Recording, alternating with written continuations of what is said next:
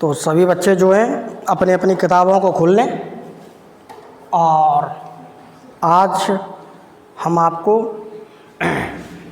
जो आज हमारा है चौथी क्लास चल रही है हमारी, हमारा है आज चैप्टर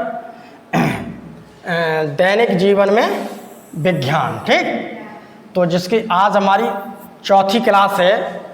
ठीक, विषय हमारा विज्ञान भारती। तो इससे पहले मैं 3 क्लास को मैं आपको पढ़ा चुका हूँ भली बात से। ठीक, और आपने अच्छी तरह से पढ़ा है। आज हमारी चौथी क्लास चलेगी। ठीक, तो सभी बच्चे जो हैं आज हम चौथी क्लास और ये हमारी लास्ट क्लास है, और आज इसमें जो भी कुछ हमारी किताब का बचा हुआ हिस्सा है उसे आज इससे पूरा करेंगे। उसके अलावा इसमें आने वाले जो प्रश्न हैं उन प्रश्नों को हम यहाँ पर उनके सॉल्यूशन करेंगे। ठीक, तो सभी बच्चे तैयार हो चुके हैं? अभी इनके किताबें खोल लें। ठीक, तो देखते हैं आज हम इसमें देखेंगे हमारा बचा हुआ हिस्सा हमारा विदेशी वैज्ञानिक के ऊपर। ठीक, कि आखिर में वो विदेशी वैज्ञानिक कौन से हैं, उन विदेशी वैज्ञानिकों से क्या क्या क्रांति आई थी, उन विदेशी वैज्ञानिकों से कितने चीज़ों की नई नई चीज़ें मिली, जिनके आविष्कार हुए, उनकी रिसर्च से क्या क्या हमें फ़ायदा मिला, उनका रिसर्च में क्या क्या योगदान है, आज हम इसके बारे में देखते हैं। तो आपके सामने देखो एक चित्र बना हुआ है एडवर्ड जेने का। ये एक विदेशी वैज्ञानिक है। अगर कोई पूछता है, इससे पहले भारतीय वैज्ञानिकों के बारे में तो मैं पढ़ा चुका हूँ पिछली क्लास में। आज हमारा विदेशी वैज्ञानिक के बारे में पढ़ेंगे। ठीक, विदेशी का मतलब होता है जो दूसरे देश के, हमारे देश को छोड़ करके जो अन्य देश है, अन्य देश के वैज्ञानिकों का क्या क्या योगदान रहा है। तो देखिए सभी से, तो आपके सामने देखो एक चित्र दिख रहा है, ये है एडवर्ड जेनर। एडवर्ड जेनर क्या है? इन्होंने रोगों से रक्षा हेतु सबसे पहले वैक्सीन का निर्माण किया था। आज हम देखते हैं कि किसी को पोलियो की वैक्सीन प्रयत्न में सुना होगा कि घर घर नर्स आ जाती हैं, एएनएम आ जाती हैं, और जो 5 साल से छोटे बच्चे होते हैं उन्हें पोलियो की ड्रॉप पिलाई जाती है। तो वो पोलियो ड्रॉप क्या है? वो एक वैक्सीन है, एक टीका होता है, उसे मुंह के द्वारा पिलाया जाता है। उसके अलावा जब बच्चा बहुत छोटा होता है, जन्म लेता है, तो उसे सरकारी अस्पताल में विभिन्न प्रकार के टीके लगाए जाते हैं। टीके का मतलब ऐसा होता है जैसे हम किसी भी शरीर के अंदर हम टीका लगाते हैं, तो मान लीजिए अगर हमें टीका पोलियो का लगाना है तो हमें टीका जैसे हमारे शरीर के अंदर पोलियो का लग जाएगा तो आने वाले समय में हमें पोलियो की बीमारी का खतरा कम रहेगा। जैसे अभी कुछ दिन पहले कोविड-19 हुआ था, कोरोना का आया था, तो कोरोना की वैक्सीन बनी थी। उस वैक्सीन से लगाने से ऐसा होता है कि जब भी हम किसी का टीका लगा लेते हैं तो उसका जो भी वायरस होगा या बैक्टीरिया होगा तो हमारे शरीर पे क्या होगा, उसका असर नहीं पड़ेगा और हम बीमार कम पड़ेंगे, हमें रोगों से रक्षा मिलती है। तो टीके से क्या होती है? हमें रोगों से क्या मिलती है? रक्षा। ठीक, रोगों से हमें क्या मिलती है? रक्षा। टीके से रोगों से रक्षा मिलती है हमें ज़्यादातर। तो इन्होंने सबसे पहले क्या किया था? वैक्सीन का निर्माण किया था। तो जब भी कभी वैक्सीन की बात आ जाती है तो एडवर्ड जेने का नाम आता है। आज हम विभिन्न प्रकार के बच्चा होता है, छोटा से लेकर बड़े तक, टीके अक्सर बीमारियों के लगते ही रहते हैं, और टीकों से हमारा शरीर बहुत अच्छी तरीक़ा से सुरक्षित रहता है, हमें बीमारियां कम लगती हैं उस रोग की। ठीक, तो एडवर्ड जेने ने किसकी खोज की थी? टीके की। टीके की मतलब वैक्सीन की। ठीक, दूसरे आगे अलेक्जेंडर फ्लेमिंग। अलेक्जेंडर फ्लेमिंग जो होते हैं, अलेक्जेंडर फ्लेमिंग का नाम लिखा होगा, तो अलेक्जेंडर फ्लेमिंग जो थे इन्होंने की थी खोज किसकी? पेनिसिलिन की थी इन्होंने खोज। ठीक, कि भैया ये आखिर में ये पेनिसिलिन है क्या? हम सबसे पहले ये देखना, इन्होंने अलेक्जेंडर फ्लेमिंग ने किसकी खोज की थी? पेनिसिलिन की। पेनिसिलिन की खोज की थी करके इन्होंने क्या, उससे एंटीबायोटिक दवा दी। देखिए विभिन्न प्रकार के जीवाणु होते हैं जो हमारे चारों तरफ पाए जाते हैं, जैसे हम इंग्लिश में बैक्टीरिया कहते हैं, और वो बैक्टीरिया क्या होते हैं? हमारे शरीर में चले जाते हैं, जिससे हमें क्या होता है? विभिन्न प्रकार के रोग हो जाते हैं। अब वो बैक्टीरिया हमारे शरीर के अंदर में चला गया तो विभिन्न प्रकार के रोग पैदा करेगा। तो उसे मारने के लिए, उस बैक्टीरिया को मारने के लिए, ठीक, बैक्टीरिया जो होता है बहुत खतरनाक होता है, और उस बैक्टीरिया को मारने के लिए, किल करने के लिए एक दवा बनाई जाती है जो इसके अपोजिट काम करती रहती है, उसे हम कहते हैं एंटीबायोटिक। उसे हम क्या कहते हैं? एंटीबायोटिक। एंटी का मतलब होता है अपोजिट, एंटीबायोटिक जैसे हमारे शरीर के अंदर लगती है दवा, ठीक, तैसे हमारे शरीर के अंदर जितनी भी बैक्टीरिया होंगे खराब उनके अपोजिट वो काम करने लगती है। तो इन्होंने क्या एंटीबायोटिक दवाएं बनाई थी। तो पेनिसिलिन की सबसे पहले क्या की थी? इन्होंने खोज की थी, ठीक, इन्होंने खोज की थी पेनिसिलिन की। तुम्हारी किताब के अंदर लिखा हुआ, जब भी कभी पेनिसिलिन का नाम आ जाए आप अलेक्जेंडर फ्लेमिंग का नाम लीजिए, ठीक। ज़्यादा मैं एक्सप्लेन नहीं करूँगा, केवल इतना ही लिखा है। तुम्हारी क्लास 6 की है, 6 के हिसाब से आप अलेक्जेंडर का नाम याद रखना। अलेक्जेंडर ने पेनिसिलिन की खोज की थी, ठीक। तो पेनिसिलिन खोज करके उन्होंने एंटीबायोटिक दवा बना दी, बस, ठीक। दूसरा फिर आ जाता अगला मैडम मैरी क्यूरी। ये चित्र देख लीजिए अच्छी तरह से, ये अलेक्जेंडर फ्लेमिंग का, ये मैडम मैरी क्यूरी का है। इन्होंने रेडियम और पोलोनियम पर कार्य किया। इन्होंने एक रेडियम था तो रेडियम और पोलोनियम के ऊपर उन्होंने काम कर दिया था। जहाँ मैडम मैरी क्यूरी का क्या है, इस तरह मैडम मैरी क्यूरी का जब भी कभी अर्धवार्षिक परीक्षा, वार्षिक परीक्षा में 2 विदेशी वैज्ञानिकों के बारे में वर्णन आ जाएगा लिखने के लिए, तो आप उनके बारे में बता देना इन्होंने इसके ऊपर काम किया है, ठीक। इतना सब समझ में आया तुम्हारे? और देखते हैं, और देख, एक गैलीलियो, ठीक है। तो ये देखिए साइंटिस्ट हैं गैलीलियो। तो गैलीली के बारे में देखते हैं। ये देखिए विदेशी वैज्ञानिक, इनका देखिए चित्र है, चित्र हमारी किताब के अंदर बना हुआ, और जिसका चित्र अगर किताब के अंदर नहीं है उसका चित्र मैंने लगा दिया नेट से सर्च करके, ठीक। गैलीली ने क्या किया था? इन्होंने दूरबीन की खोज की थी। गैलीलियो एक नाम के साइंटिस्ट थे, तो इन्होंने इस प्रकार से उस समय पे एक दूरबीन की खोज की थी। उसे हम जैसे आँख के ऊपर लगाते हैं तो हमें दूर की चीज़ें वो पास नज़र आती है और थोड़ी बड़ी दिखती है। दूरबीन को शायद तुम लोगों ने अब नहीं देखा होगा, अब दूरबीन कम चलने लगी हैं, लेकिन पहले दूरबीनें बहुत चला करती थी, ठीक, फिल्मों में भी आती दिखती हैं, ठीक है। अब उसके अलावा देखिए थॉमस अल्वा एडिसन। ये देखिए थॉमस अल्वा एडिसन है, इनके हाथ में बल्ब लगा हुआ है, ठीक। तो इन्होंने आप समझ सकते हैं, इन्होंने ग्रामोफोन और उसके अलावा इन्होंने बल्ब का आविष्कार किया था। तो ये थॉमस अल्वा एडिसन, ठीक। तो एडिसन ने क्या किया था? बल्ब की खोज की थी और ग्रामोफोन की खोज की थी। ग्रामोफोन होता है एक संगीत सुनने वाला एक उपकरण, अब नहीं चलता है, पहले चलता था, ठीक। इतना ही ध्यान रखो, ठीक। अब जी मार्कोनी, ये है जी मार्कोनी। ये कौन है? इन्होंने रेडियो का आविष्कार किया था। इन्होंने क्या किया था? रेडियो का आविष्कार। ये हमारे जनरल नॉलेज में भी प्रश्न इस प्रकार के आते हैं, हमारे विज्ञान के अंदर भी। तो जी मार्कोनी किया था, रेडियो का आविष्कार किया था। थॉमस अल्वा एडिसन ने बल्ब का किया था। गैलीलियो गैलीली ने किया था दूरबीन का, इन्होंने दूरबीन का किया था, ठीक। इन्होंने दूरबीन का आविष्कार किया था, ठीक। अब देखिए और भी देखो हमारे लिस्ट में दे रखे हैं वैज्ञानिक। ये देखिए अलेक्जेंडर ग्राहम बेल, पहले अलेक्जेंडर फ्लेमिंग थे, अब ये अलेक्जेंडर ग्राहम बेल।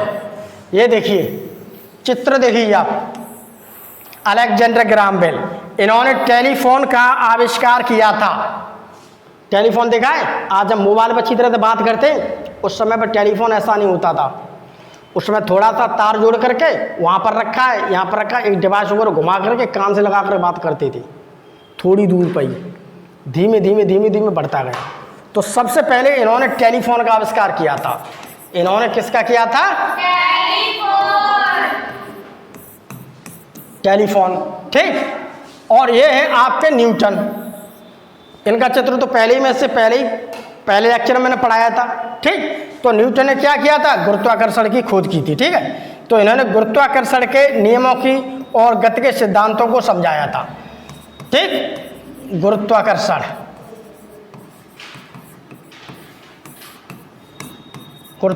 के नियमों और सिद्धांतों की, ठीक है। ये है न्यूटन, ठीक। ये देखो लिखा हुआ न्यूटन, तुम्हारी किताब में इसी में वैज्ञानिक के बारे में न्यूटन लिखा होगा, ठीक। इसे पढ़ लेना, ठीक। ये मैंने चित्र बना दिया है। और यह चार्ल्स बेबेज। चार्ल्स बेबेज का नाम सबसे ज़्यादा फेमस आना चाहिए, क्यों कि चार्ल्स बेबेज ने क्या किया था, इन्होंने कंप्यूटर का आविष्कार किया था।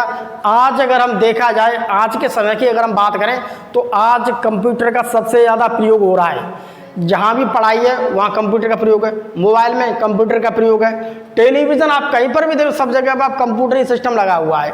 तो आज इस डिजिटल बोर्ड की बात करते हैं तो ये भी क्या है, एक कंप्यूटर है।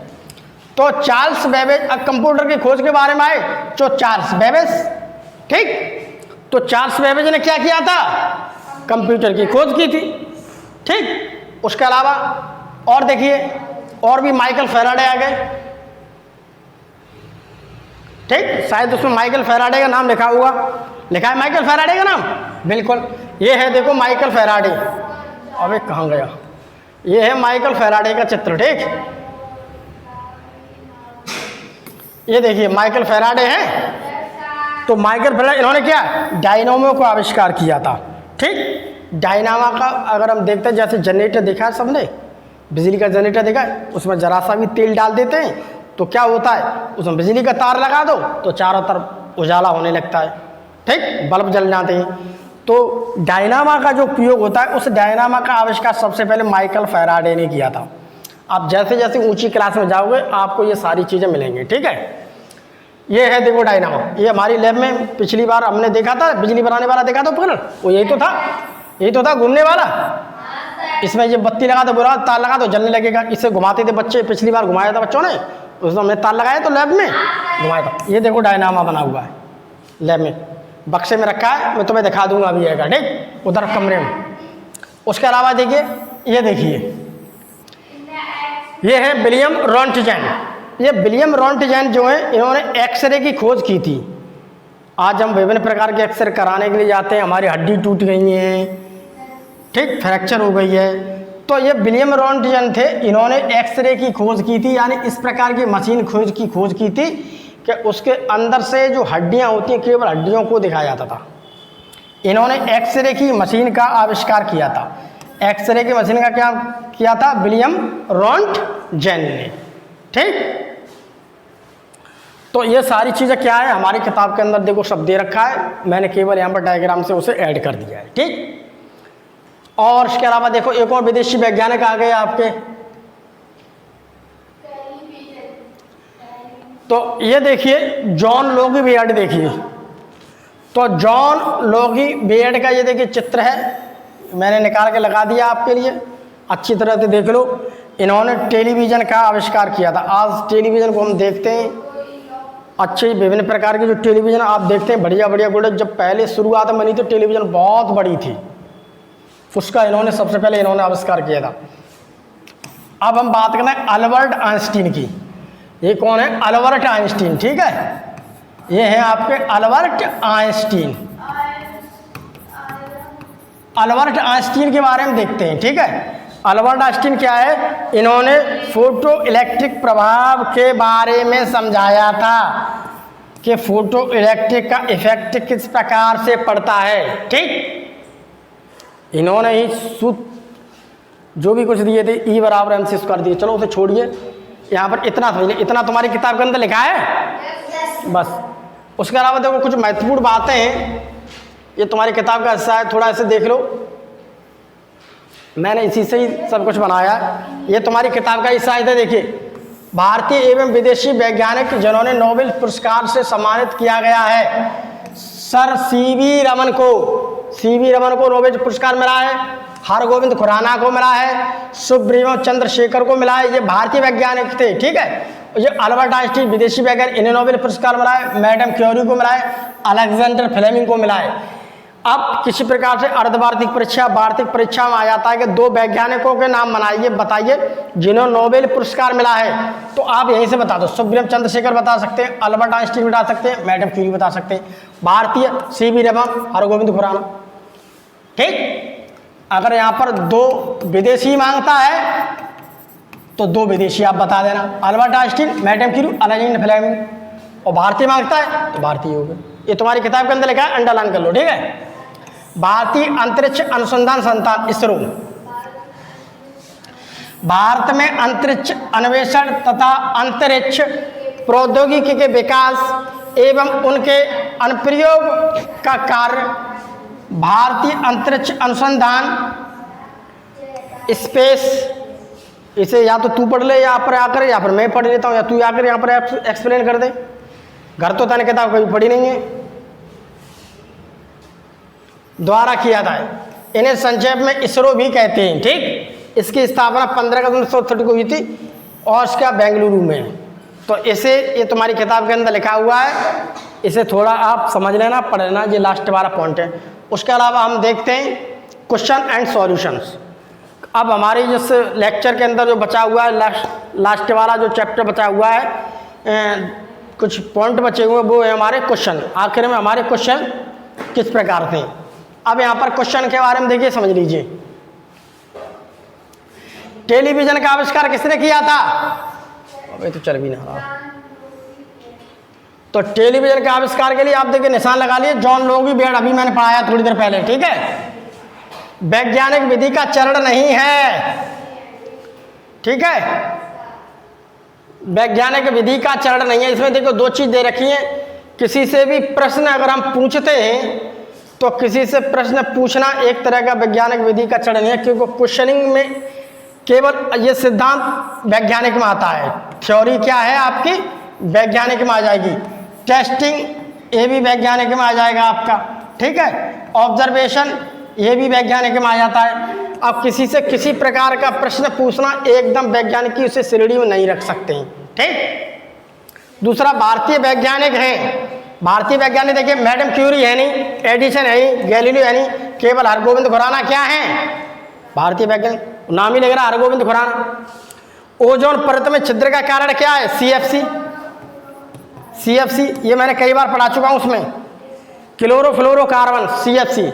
जब सीएफसी किससे निकलती है? जो फ्रिज देखा तुमने, फ्रिज के अंदर से जो गैस निकलती है वो सीएफसी निकलती है। उसी प्रकार से एसी देखिए, एसी से निकलती है सीएफसी गैस। इससे ओजोन की जो परत है ना, ओजोन जो हमारे 8-10 किलोमीटर ऊपर हमारी पृथ्वी पर एक त्रिपाल की तरह लगी हुई है, उसमें छेद हो रहे हैं धकाधक इस सीएफसी से। जब ज़्यादा अधिक छेद हो जाएंगे तो फिर क्या होगा?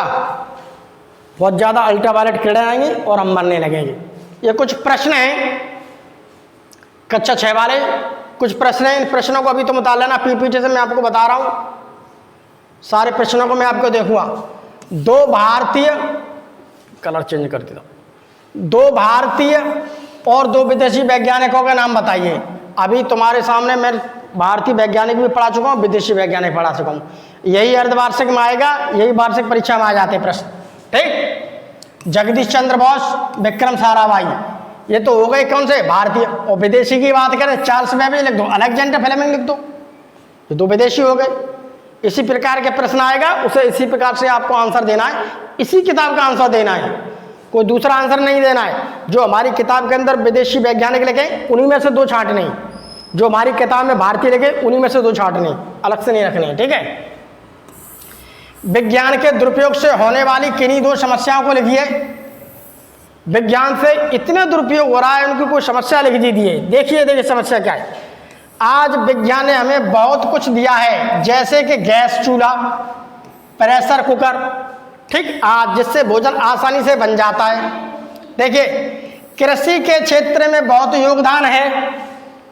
इसमें क्या है, विज्ञान के दुरुपयोग से होने वाली किन्हीं दो समस्याओं को लिखिए। ठीक है, संचार के क्षेत्र में, यातायात के क्षेत्र में, चिकित्सा के क्षेत्र में काफी ज़्यादा योगदान रहा है। जब इनकी कार्यप्रणाली में कोई कमी या बदलाव आ जाता है तो इसका दुष्परिणाम देखने को मिलता है, जिसे हम विज्ञान का दुरुपयोग कहते हैं।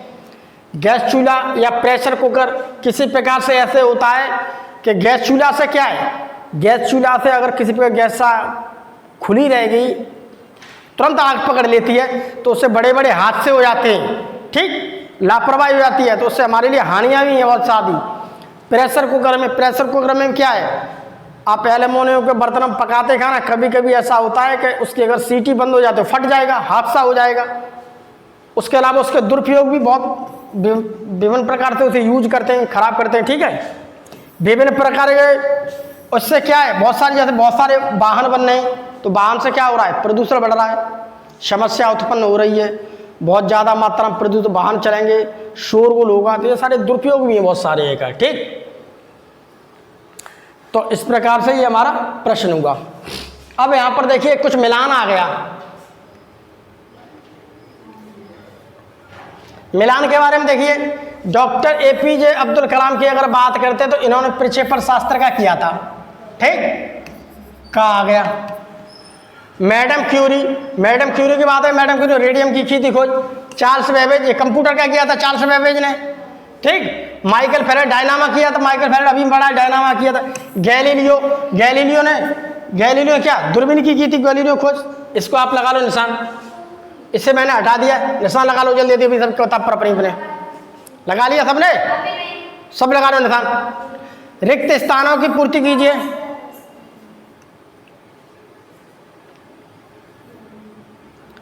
ये देखिए रिक्त स्थानों की पूर्ति कीजिए। एडुसेट क्या है? एडुसेट एक दूरस्थ शैक्षणिक उपग्रह है। ये देखो रिक्त स्थान में वायु यातायात का साधन होता है। यूरिया के अत्यधिक उपयोग से क्या होता है? मृदा प्रदूषण होता है, मैंने पढ़ाया था। यूरिया के अत्यधिक उपयोग से मृदा प्रदूषण। सुश्रुत प्राचीन काल में महान शल्य चिकित्सक थे।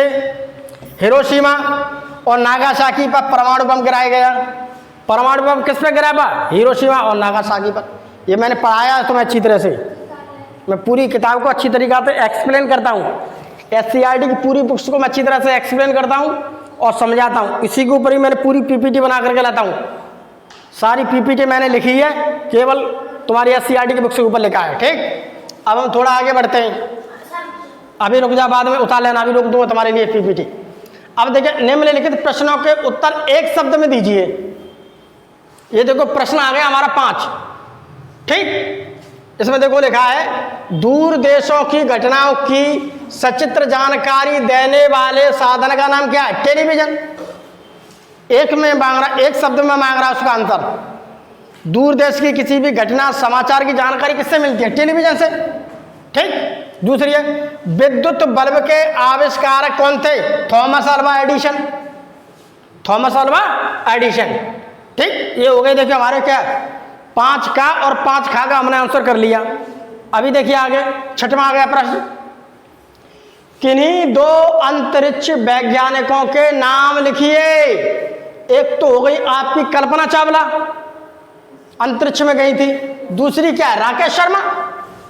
बहुत आसान क्वेश्चन है। चिकित्सा के क्षेत्र में वर्तमान में क्या प्रगति हुई है? चिकित्सा के क्षेत्र में भैया बहुत प्रगति हुई है। देखिए वर्तमान समय में चिकित्सा के क्षेत्र में अनगिनत प्रगति हुई है, जैसे मलमूत्र तथा खून का परीक्षण।